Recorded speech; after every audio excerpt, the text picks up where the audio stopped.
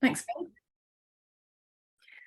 So as Greg very kindly said in the introduction, we're here today to talk about our Charter for Higher Education in East Anglia, and particularly our engagement first approach to creating our civic or co-creating our civic university agreement.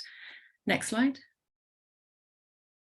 So my name's Fiona Lettuce, as Greg said, and not all of the team are here today, so I'm just going to go around those bubbles in order. So clockwise, Saskia Hervey, she's our Head of Public Affairs. Then Julie Schofield, Head of Business Partnerships, who you'll hear from in a moment. And then Dr. Ben Little and Dr. Johanna Forster, who share the role of Associate Pro Vice Chancellor Civic at UEA. And you'll also be hearing from them in a moment. Okay, next slide. So what we're going to do today is just take you through our civic context, and I just want to introduce a little bit about our sort of civic legacy and how UEA came into being. Then Julie will talk about our civic context, people and places, and then Ben will talk about the approach that we've taken, particularly to regional engagement, and we've used open space techniques and polis polling, so he'll explain what those are and how we've used them. And then also Johanna will tell us a bit about the interim findings we've had and other internal activities that have been supporting the approach to our civic university. And then at the end, final thoughts and obviously an opportunity for questions and answers. Next slide. So Norwich actually missed out on the opportunity to become a university in the late Victorian era, despite being the sort of second largest city in England in the Middle Ages. By the sort of late Victorian era, the late 1800s, it was clear that the northern cities were developing at a much faster rate with industrialisation, and Norwich was felt to be too small to be able to actually have a university at that time. But the city did not give up, and in the late 1940s and into the 1950s, some of the key players started to mobilise to lobby to get a university in Norwich. And you can see in the top left corner there, Lord Mackintosh, he of chocolate fame. So he was a really, really key player in getting the university to Norwich, and he went on to become UEA's first chancellor. In the bottom left there, you've got Dennis Lasden, the architect, and what you can see there as well is that even right from the outset, University of East Anglia had been shortened to UEA. There are other local dignitaries in the top right there. You can see Frank Thistlethwaite. He became the first Vice Chancellor and started in about 1960 or so, even though we didn't admit our first students until 1963. So these people had to raise lots of money actually at the time to bring the university to Norwich. And so they had to raise around 1.4 million. And I did look that up, and it's worth about probably 35 million in today's money. So they couldn't raise that all from the Norwich region. So originally it was going to be a university for Norwich, but they had to go into Suffolk to raise the funds. And there's always been a Norfolk-Suffolk rivalry. But this time Norfolk and Suffolk actually came together. And so it became the University of East Anglia and very quickly shortened to UEA. Next slide. So UEA, they looked for some good space to host the university in Norwich, and in the end the city gave up its municipal golf course, and UEA literally emerged out of the golf course. And Dennis Lasden was a very famous brutalist architect, so he's famous perhaps for the Royal National Theatre on the South Bank as well. So he designed the initial master plan for the university, and as you can see in these pictures, bits of the university started to emerge. So really brutalist architecture emerging from 320 acres of what was a golf course and now parkland. Next slide. So although UEA sort of first got the go-ahead in around 1960, the charter was formed in 1963, and later that year the first students started to arrive. So here's some nice pictures of those students enjoying the campus in its early days. And in the bottom right corner there is this famous cigarettes. So these are student accommodation, and Dennis Lasden designed these to have picture windows that overlook the parkland and the lake, which is called the Broad at UEA. So he was always very keen, as were the founders, to make sure the students were front and centre of the university campus. Next slide. So later, a really important civic and cultural development for the university was in the 1970s, and this was the founding of the Sainsbury Centre. So Lord and Lady Sainsbury donated their art collection to UEA, and we didn't have anywhere to house it at the time, so they knew an up-and-coming young architect called Lord, well, he wasn't Lord then, just Norman Foster then, And this was one of his first public buildings, so built specifically to house Lord and Lady Sainsbury's collection, and also to host other exhibitions outside of their permanent collection. So it's a great, as I said, cultural asset for the region, and we have visitors, obviously lots from the region, but also from much further afield. And as well as sort of adding an iconic building to the end of the brutalist Lasden wall and ziggurats, it also became, as I said, a very important civic and cultural feature of the university and facility to be used by all. Next slide. So that's a little bit of the history of UEA and how we came into being. So really born by the region and for the region. And we were approaching our 60th birthday, which is actually next year in 2023. And we started to think about what does it mean to be civic going forward? But also we were just sort of starting to think about this when Lord Kerslake issued his 2019 report. And he talked about being explicitly and truly civic. And we knew that we were implicitly and organically civic, but perhaps we hadn't in the last 10 or 15 years made that quite as central to our strategy as perhaps we could. So we embarked on the next phase of our civic journey, which was to really embed that civicness in and around our strategy and to take us forward for the next 60 years. So it is very much forming part of our future strategy and part of our Vision 2030 for the university. So Civic works hand in glove with our current interdisciplinary research themes. We've launched these since 2020. So we've got 3 themes: creative, climate and health. And as you can see there, Civic going around the outside very much supports our research, our innovation, as well as many, many other activities, which you'll hear about more in a moment. And we are working really collectively across the university. So our academics in all faculties and schools and our professional services in all divisions are part of the Civic University programme within the university, but also obviously engaging very extensively with our stakeholders from across the region. And you'll hear more about that in a moment.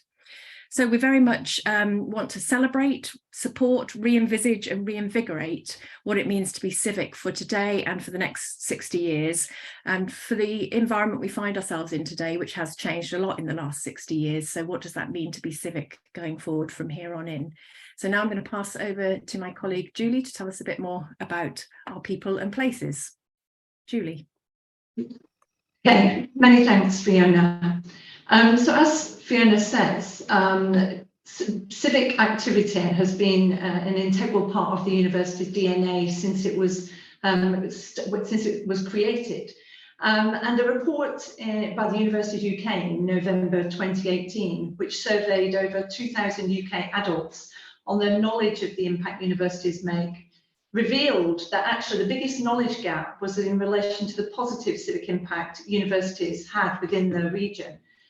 As a result of this, as a result of these findings, the university commissioned a review of the institution's civic and economic impact. And I'm just going to play a short video now that sort of highlights the outcomes of this review that led to a report. Fingers crossed the technology won't let us down.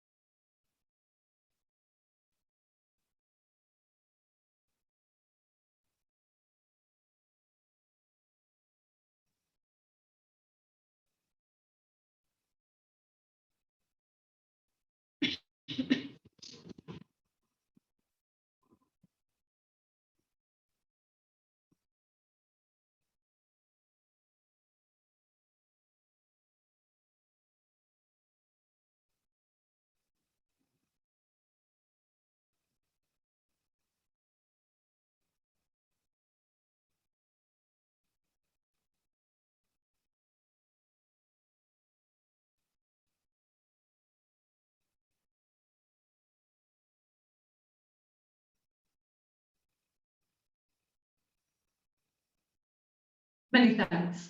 The report entitled People and Places was published in 2019, i.e. pre-COVID, and included an economic analysis which was carried out independently by a team of consultants. They determined that UEA's economic impact on the UK was circa just over £1 billion, with over 60% concentrated in the region, i.e. within Norfolk and Suffolk. So we have a large economic impact on our region.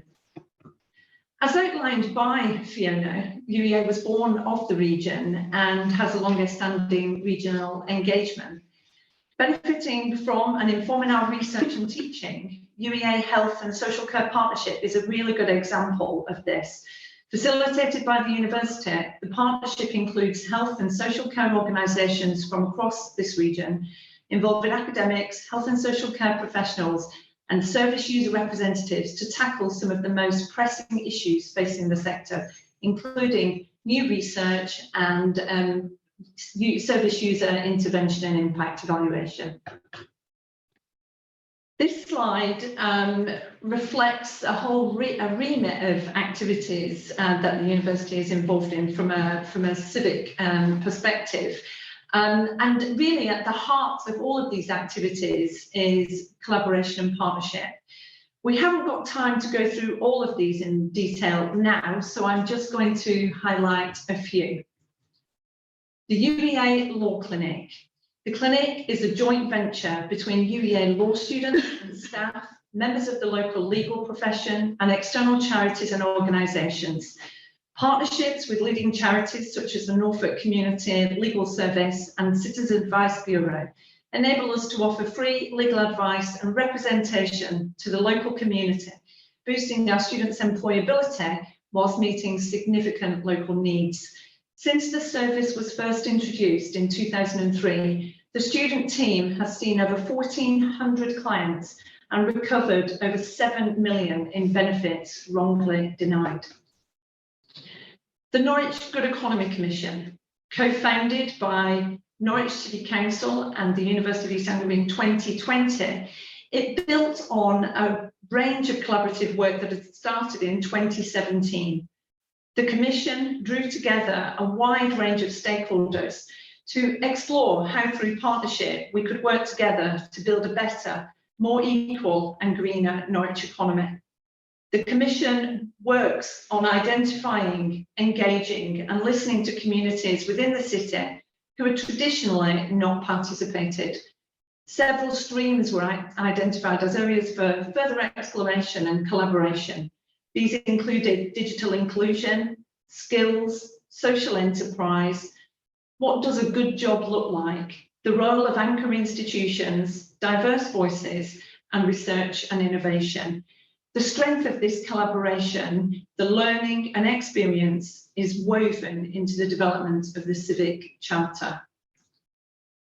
The sports park, Fiona has already mentioned the sports park as part of her call, but it opened its doors in 2000. It was supported by key stakeholders within the region and funded by the Lottery and Sport England. The sports park offers the opportunity for everyone in the community to stay fit and healthy, and its key areas of focus include well-being, broadening participation and serving the community. Working in partnership with Sport England, Active Norfolk and councils and colleges and schools around the region have led to a whole suite of new programming opportunities. The sports park receives over 1.3 million visitors per year. The final slide from me. This is Sync the City. Sync the City is a 54-hour hackathon that has taken place in Norwich since 2014. It was created by UEA and Sync Norwich, Norwich's creative tech community. The event is competition-based on groups' efforts to develop a technology within a scoped business proposition. Sync the City is a combination of Dragon's Den and The Apprentice. Sounds scary, but it's great fun. The success of this event, which is in its 8th year, stems from the fact that it is truly collaborative, involving education, local government, corporate, charities, SMEs and startups, providing funding and volunteers to enable the event to happen. Since 2014, the event has hosted over 1,000 participants, including students from higher education, further education and sixth form, techies, designers and entrepreneurs It's raised over £250,000 in sponsorship and provided significant learning experience and opportunities for new business collaborations, internships and jobs. Thank you. Okay, hello everyone, I'm going to pick up here. So this slide sort of gives you an outline of our overall strategy for the actual Civic project. So what we've heard so far is all the things that we've been doing anyway, the sort of the activities that have been underway for some time. Here we're setting out the place-based engagement that we've been doing. We're going to talk a little bit about how we're analysing that, how we're going to turn that into a charter, the sort of activities which are emerging from the process as a whole, and how we're going to measure and assess what we've done. Key to all this is internal activity as well, so spreading good practice across the university. I'll tell you a little bit about that as well.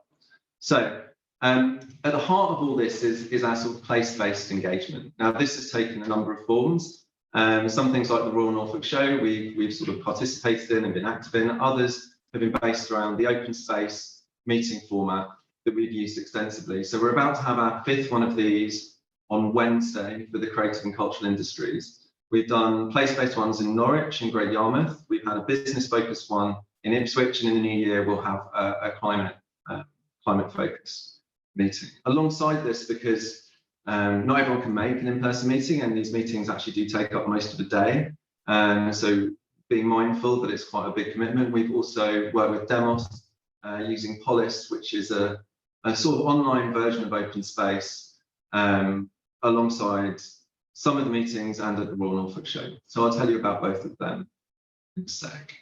So open space is what's known as sort of a deep democratic meeting format. It uses sort of dramaturgy. So it's not just a consultation, it's also an experience. So we model in the events the sort of values we see as being associated with Civic. So we open with a circle where everyone is given sort of equal space to speak.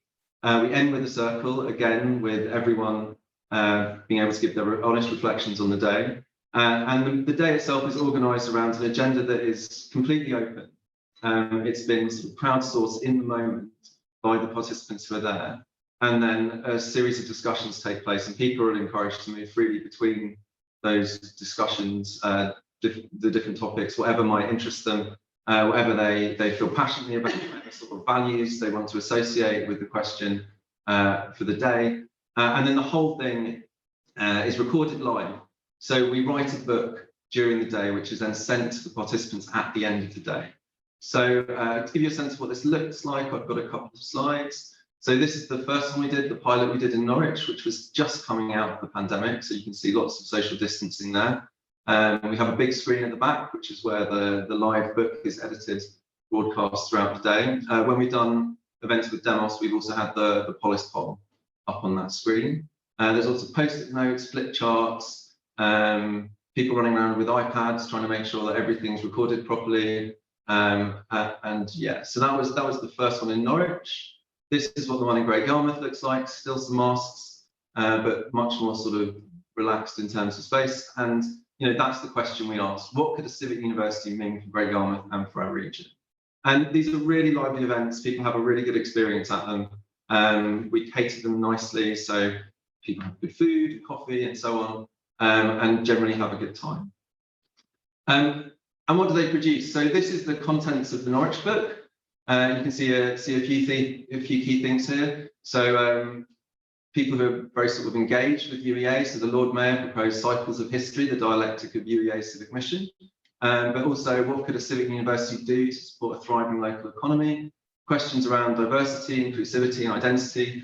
And there's some similar things which come out in all the meetings, and others which are very particular to specific meetings. To specific themes. So different things came out in Norwich as they did in Great Yarmouth, for instance.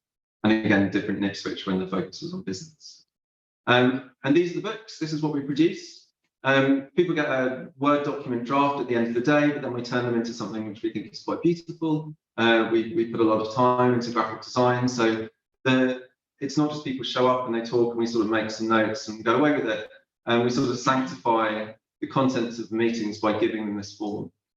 And so there will be in total 6 books. It's almost like it's a book series. when we finish the process. And this is, really rich, accessible data which everyone will be able to access as things progress. Again, more inside, so we've got the Science Festival there, these things coming up. So we're also reflecting the civic activity we do through the design and as it's relevant to the sorts of topics that people bring up. So recognizing that a day is a big commitment for a lot of people, not everyone can make it. We employed Demos to run Polis polling alongside it. Now, Polis is kind of an online version of an open space meeting. It looks like, you can see on the right there, you get a question at the top and you're given a series of statements and you're invited to agree, disagree or pass to each of those statements. Now, you sort of seed the poll with around 10 of these, and then people are invited to add their own statements as the poll progresses. The polls run for about a week and people can see live as they're doing it like how the poll is progressing. Nothing is kept secret. So as a user, as a participant, you can see how other people are voting the whole way through. And so on average, we end up with around 20% are seeded statements and around 80% come from participants. And as all this is going on, there's a live algorithm creating a diagram a bit like this. And this shows how the opinion groups are formed. So as you answer a question, you'll see yourself moving between the groups, and these are the groups of people that you agree mostly with in terms of answering the stack of questions that you're given. And you can see this is from the Great Yarmouth event. We had 4 distinct groups, and you can see within them there's quite a lot of agreement within each group, but quite a lot of disagreement between them. And this is really interesting and useful for us because we can see the different sorts of attitudes we've got to a civic university in the region and in the different spaces that we've run these polls. And you can access the whole report on this link or just find it on the Demos website. It's on the front page. The other thing that Polis does is it generates consensus around the whole piece, around the whole question. So here you can see the Royal Norfolk Show. These are the things that everyone pretty much agreed on. And some of these are statements that we seeded, but most of them are ones that came out with participants at the show itself. So we get a nice spread of opinion groups and then general consensus about what civic should mean for the region through these polls. I'll hand over to Johanna. Yeah, thank you. So the data we use to drive this process, as Ben has explained, comes from a wide range of participatory processes. So that's whether it's through the open space events or through the Polis polls. We're also, in addition to that, working across the university, building on our strong networks, so that we can build up a picture of the key stakeholders that need to be involved in this process. These may be with anchor institutions like Lotus or the council, but they also might be with smaller organisations or key individuals to maximise potential to work civically for the region through collaborations. So we're at a phase now in our process where we've undertaken quite a number of these events, as you already heard, and various listening exercises, but we still have a few to go. So we've started to see trends in some of our kind of initial findings, but we're not going to be ready to pull together the draft charter until we've completed them all. However, I just wanted to share a few kind of key trends here with you today. So we can see already that people really see that the UEA has a strong civic responsibility around local service provision, improving educational aspirations, as well as economic development for the region. We've heard that there is strong support in general for a truly civic agenda across Norfolk and Suffolk. And we have strong support within the institution and a growing awareness of the process, but plenty to work on in the coming months and years as to how, in practice, we implement a legacy of cultural change regarding civic across UEA. A little bit more detail here again, just to highlight really the types of partners we've been working with directly at our events. So you can see a list there.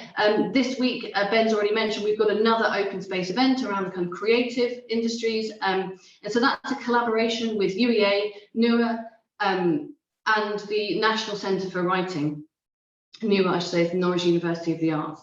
And as a result of this, we are expecting large numbers to come to the meeting across a diverse range of creative industries. This is a really exciting meeting for us and bodes well for a shared vision for how we work together in a civic way going forward.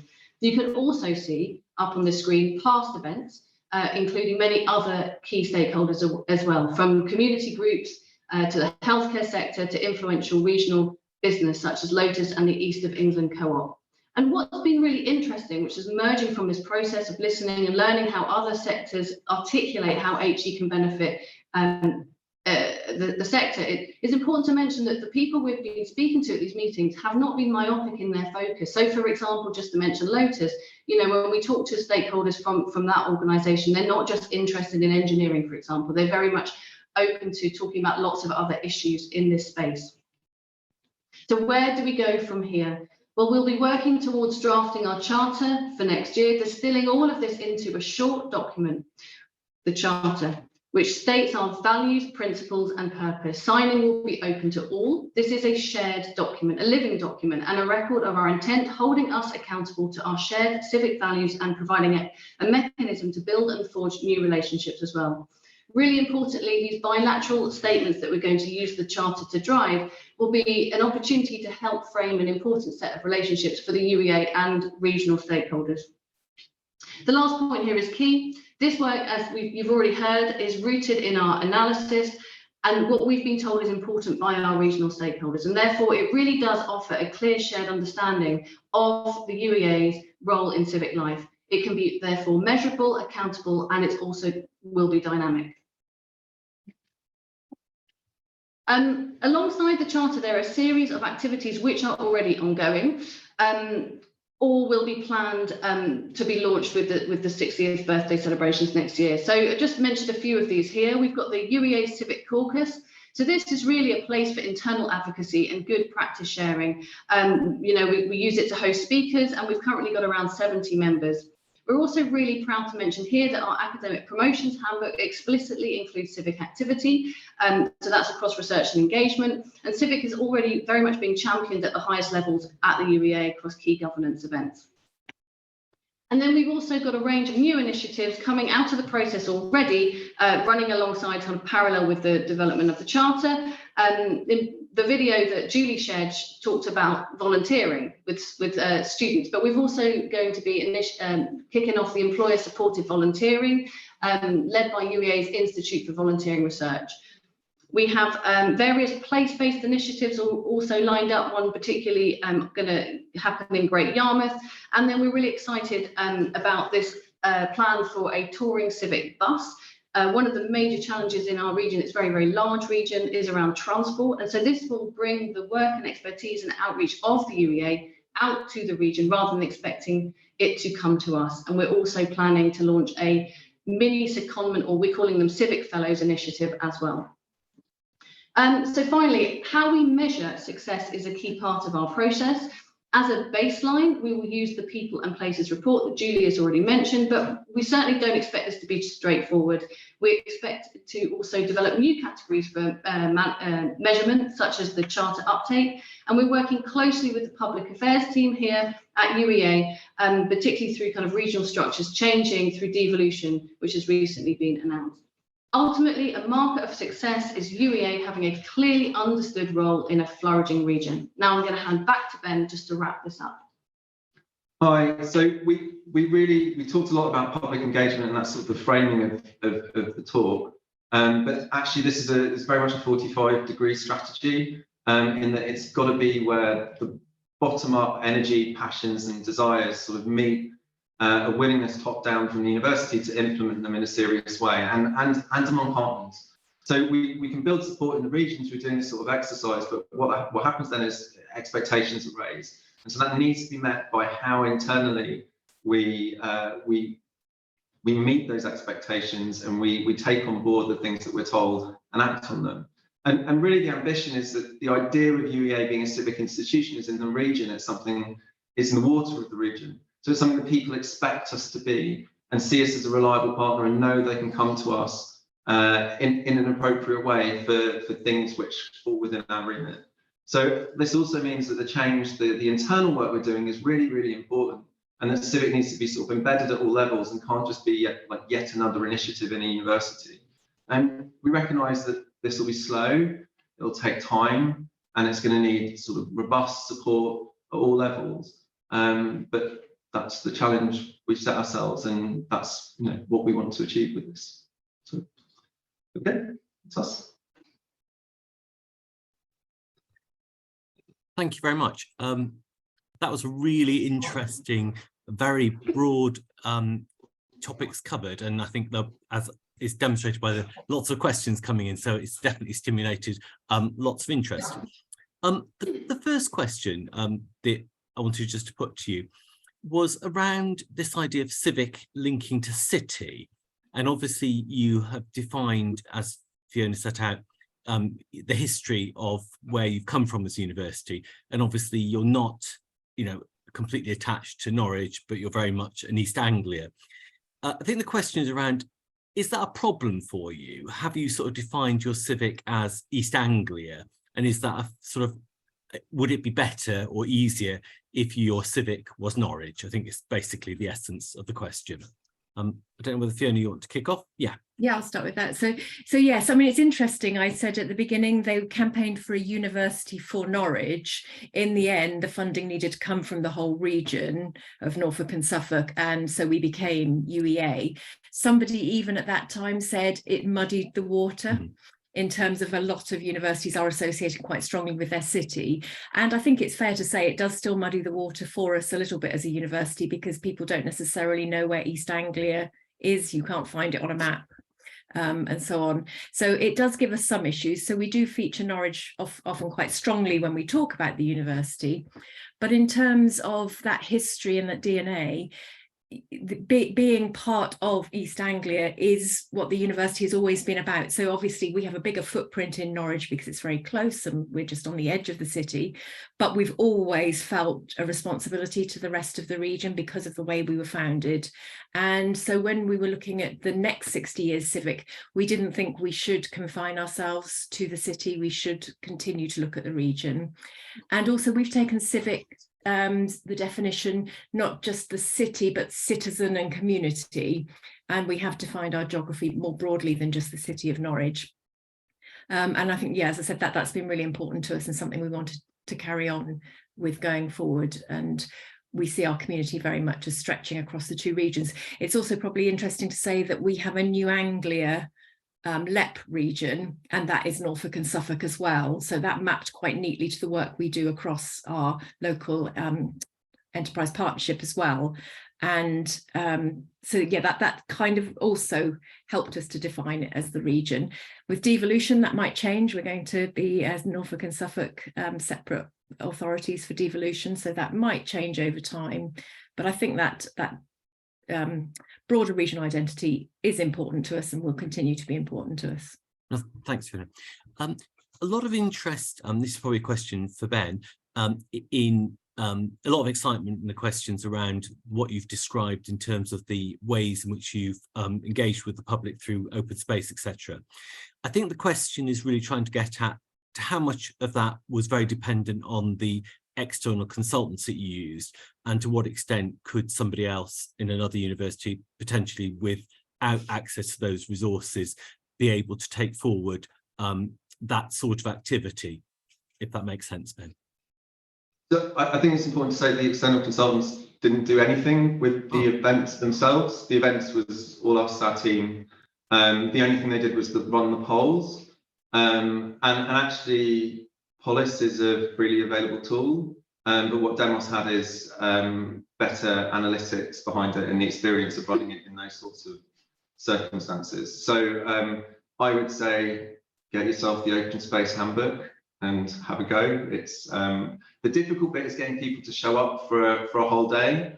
We did a lot of work around, weekdays, weekends. We made sure childcare was available. We made sure that, at Great Yarmouth we had a cabaret at the end. So making sure people understood it wasn't just them talking to us. And actually, I think people have such a good time when they come. They keep coming back.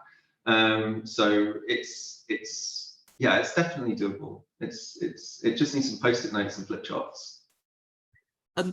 sort of leading on from that, another question is, you mentioned the books you produced and the outputs from those events.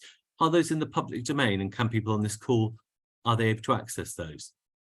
They will be when we have a full set of them to be published. If anyone wants a copy of the two which are published, we'll be able to send them to them. Just civic.university@uea.ac.uk, and we'll send them out. But when we launch the charter, all of that will be on a website, fully accessible. That's great, thank you. Next question is around how does UEA's role as the anchor partner in the South East Institute of Technology contribute to your identity as a civic university? I don't know who's best placed to answer that one. Can you just, the South East Institute of Technology, is that? Yes. Do they mean the Smart Emerging Technology Institute? I'm not aware of a South East, unless Fiona, you're aware. No, I just wanted to, because we do support a range of different partners and partnerships. So we work very closely with the FE sector around, and have supported various institutes of technology over the years. So yeah, I'm not entirely sure this is outside my actual remit. But we do work closely with our FE partners across the region, and see that as an important part of what we do as a university to continue to sort of raise aspirations around education and to support our partners as they're developing their different programs and remits. Okay, thanks. There's a couple of questions around sort of accountability. So obviously you've done a lot of consulting and a lot of development of your strategy on the back of that consultation. I think this question is about how have you sort of set out your accountability framework? Who do you think you are accountable to in terms of your civic activity?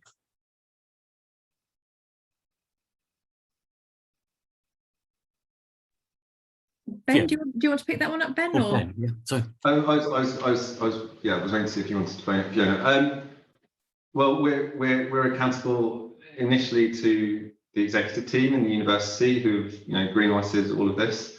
We're accountable to our court, which we presented at recently in the AGM. But really, the point of the process is to create a relationship of accountability between the public in the region and our sort of civic statement. So that's why we want people to sign the charter and to hold us to those commitments, and for us to live within them, if that makes sense. I'm not sure if that's specifically answered the question in terms of governance structure. I could pick up a little bit about yeah. our UEA Council, which is what we call our governing body. I know they're called slightly different things in different universities.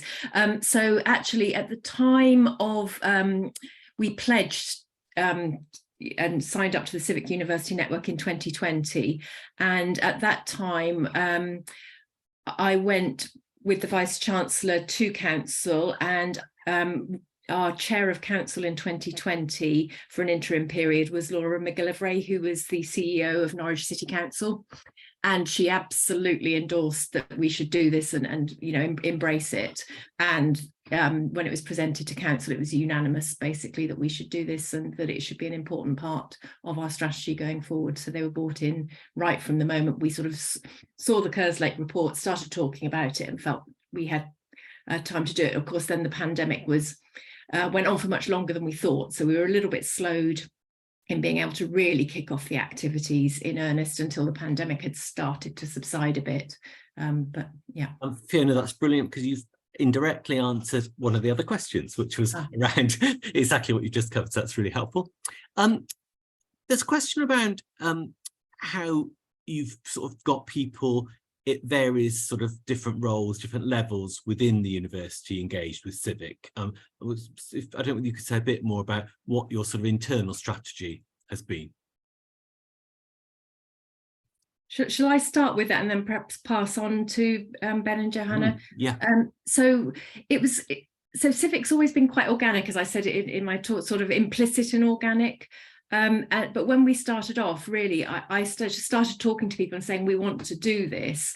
And actually, Ben came forward and said, I'd love to get involved in this as Associate Dean for Innovation and Engagement in the Arts and Humanities faculty. Julie said, yes, you know, our business partnerships and so on is really important. So we quickly formed a core team of the sort of the willing and excited, enthused about it.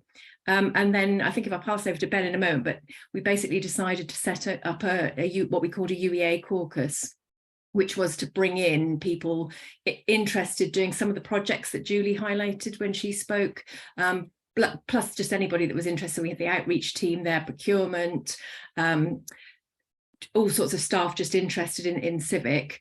So that was sort of forming the internal alignment. But Ben might want to say just a little bit more about the caucus and how we use that. Thanks, yeah, Ben.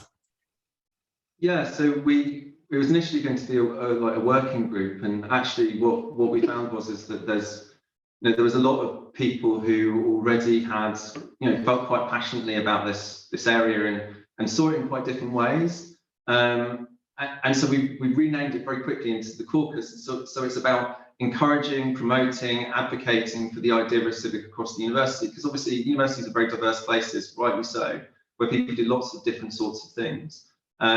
But actually making the stuff that people sometimes saw as sort of a side project, a little bit of the thing which they do to sort of feel good about their work, making that much, much more central and encouraging other people to do the same.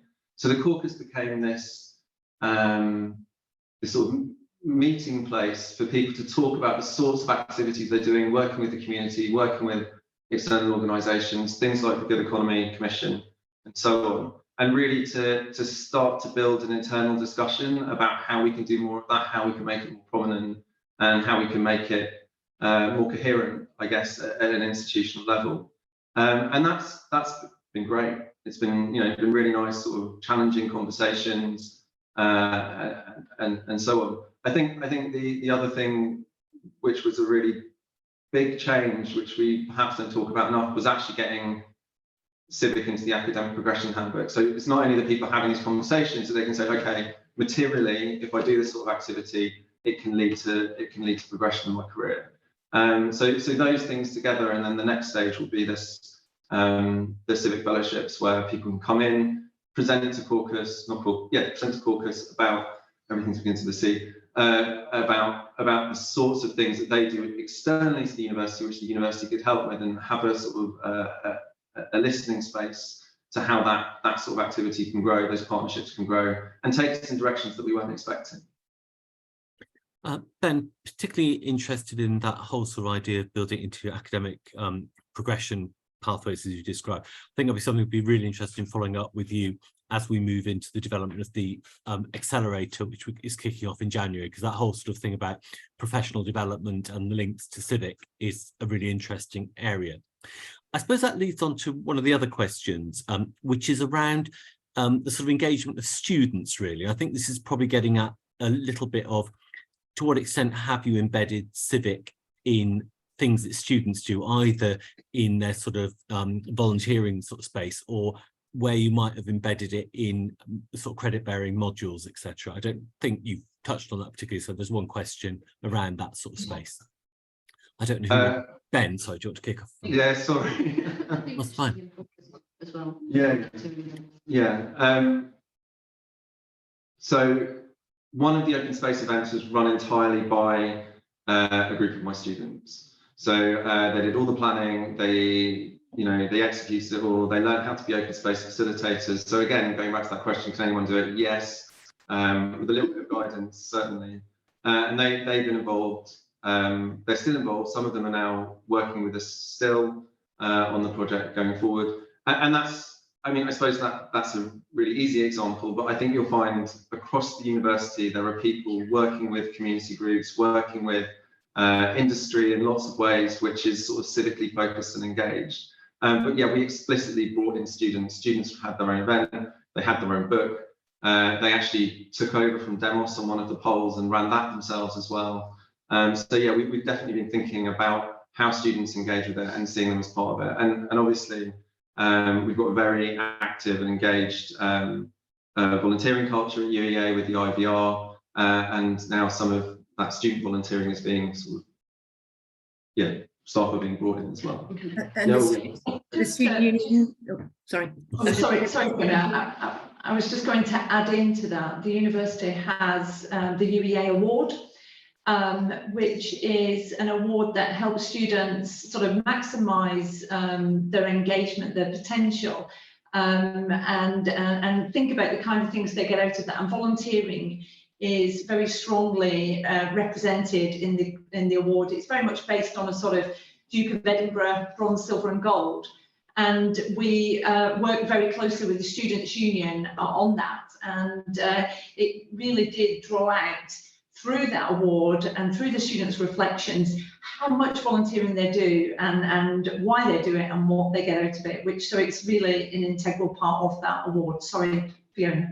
Yeah, I was going to say the Students' Union are on the caucus as well. The SABs are on the sabbaticals are on the caucus, and also quite a few of what I'd say are our kind of more flagship or higher profile civic projects tend to involve students. So Julie mentioned Sync the City, that's very dominated and organised and supported by our students, or co-organised. And also the Pro Bono Law Clinic is the students. So quite a lot of our projects do actually quite closely involve students in different ways as well. Plus they come to the events. In terms of the curriculum, we are just undertaking a curriculum review and portfolio review, etc. at the moment. So I think there'll be opportunities for us to embed more civic work as that progresses over the next year or so. Brilliant, thanks, Fiona. Fiona, just linking up to what you just said, there are a couple of questions about Sync the City. I think perhaps people are a little bit confused about whether it was an entity or quite what it was. Could you just say a little bit more about how it works and how it fits with the sort of university governance and stuff? Yeah, I will let Julie talk about that first, but I can fine. pick up anything. Yeah, Julie, do you want to answer that? Okay, yes. So Sync the City, it's not a UEA event. It was born out of a conversation from the city's tech and creative community about what they really wanted to do was to create an event which brought in different groups, so students, other individuals involved in technology, business people, to stimulate innovation, bring people together and do something quite dynamic. The challenge for that community was, how did they go about doing that? So it was truly collaborative in that UEA provided the ability, helped by our students, to organise the event, and we have sort of done some of the logistics. So I think I saw one question, which is Sync the City linked to the commercialisation part of UEA? No, it's not, but it's an absolutely fantastic opportunity for our students to engage in something that is truly dynamic, that actually can make a difference both to our students but also to all of the participants who feature. I think because the event can only happen through the funding that all of our partners put in and the support in terms of staff time from a volunteering perspective, because it's based over 54 hours, it's pretty intensive, and it's now become a flagship of the tech calendar. So I hope that answers the question. That's really helpful, thank you. I think this will have to be our final question because we're overwhelmed with lots and lots of questions, which is always great, and it's always a good sign that you've stimulated people to think about all these complex issues. The question that I think we've been grappling with a lot in the Civic University Network, and is one of the questions that's come up, is you set out a lot about how you're gathering information, how you're setting out what you're going to do. The question is around, have you really thought through yet how you're going to measure impact? And I think this is something that as universities we really struggle to have a really good framework for how we measure, rather than describing what we do, but actually what difference. And I know obviously you've done quite a lot in terms of the work you referenced to the economic impact, but I just wondered whether at your sort of initiative level, you've thought through yet how you will measure whether those were, I suppose it's that sort of question is, were those the best things to do? Were those the things that gave you the maximum return on investment? This is, I think, what a lot of universities are struggling with. I just wondered if you, that's one of the questions that people are constantly asking really about, how do we measure impact? I don't know whether anyone would like to pick that one up. Ben, is that a question? Okay. Yeah. Well, I think, thanks, Ben. Sorry. I think it's an emerging process, and we know the sorts of things that we can measure and we could measure, and we've we're in a good place because of that people and places report, but we know a lot of the sort of baseline stats of where we were pre-pandemic. I mean, the pandemic complicates things a little bit. But I think because we've got this emerging process, the sorts of things we want to look at will come out of that process as well. And they might be very familiar. I think somewhere in the chat saying, like, you know, these are the things that you pointed to are things that you know, we might be aware of more generally in HE. Some of them aren't. Some of them are particular to East Anglia. But I think in the process of looking through, you know, once we've finished all the events, looking through what's come out of them, what people are asking for from us. And you know what we do next, we'll have things that we'll go, okay, well that's the thing we've got to focus on, or it's, you know, one of the things which came up again and again and again was stuff around outreach. And what was amazing about it is our outreach is really carefully targeted, and what it means is we are in the places that need it most already. But a lot of the people coming to the events, some of them were, you know, might come from say more middle class backgrounds where there's an expectation that children go to universities, and they hadn't seen where's UEA outreach. Well, it's like, well, we're there in the city, we're doing things, but actually the targeted outreach goes to the schools where it will have the most impact. So those sorts of things we probably wouldn't want to measure because we're already there ahead of where people expect us to be, perhaps. And that raises different things, like we should be communicating what we do in outreach more loudly. But what I'm hoping for is we'll have something quite bespoke that we want to look at, which matters to the region. So the bus is a great example. It came up in 3 of the events. You should take a bus out to the villages in Norfolk and Suffolk and tell them about what UEA is doing and how they can connect to build partnerships there. So, you know, actually, if we have a bus driving around 40 villages a year, that will be a key marker of success, because we're starting to have those conversations outside of Norwich in the wider region. And you know, having our impact that way. So I mean, I don't want to preempt. I want us to wait to get there to do the work. But that's yeah. Yeah, and I just think the other thing to mention is this. You know, impact obviously can be both quantitative and qualitative. So I think again, it comes back to your point about we're going to see. We've got the people and places report. There are metrics there. Obviously, COVID happened, so we have to be careful about how we measure that. But we will be able to use some quantitative metrics, but I think as well have a sort of more qualitative approach around kind of, you know, stories of, you know, impact, success, and you know, a bit like we know we do in our research and ref around kind of impact case studies. I think that's another way, in a more qualitative way, around telling stories.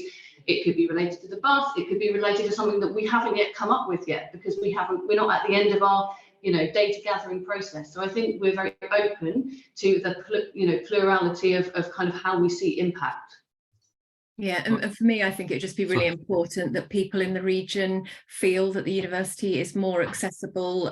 You know, I think that's a problem for most universities. It felt a little bit inaccessible to our citizens. So I would like to hope that more people, I don't know quite how we'd measure that in quantitative terms, but that more people feel that they can engage and partner and be part of the university in lots of different ways would be a really important outcome and a reason that we're really keen to do this project. Yeah, it just remains really for me to say thank you very much to our speakers today. I personally have found this incredibly interesting. I mean, it's a bit of the country I know quite well. Fascinating to hear the history of the university and the work that you're doing. For me, it's always really exciting to meet other people who are excited about Civic, and that comes across really strongly from the session today. And I think some of the stuff you're doing is really different and interesting, and you know, I'm sure other people will have found it fascinating and will want to follow up on particular things. Also to thank everyone who's participated. It's lots of really good questions, and it's always great to just move on some of these debates a bit further. None of them are, the questions can be quite difficult and quite complex, but it doesn't mean we shouldn't keep trying to crack them. And I think the prize is worth having if we can really crack some of these. So the more we work together. Just to encourage people to stay connected with the Civic University Network, and to thank Ellen and Nick who've done the technical support today, and hope to see you all again on a webinar shortly. Thank you very much, everyone. Bye. Bye. Thanks all.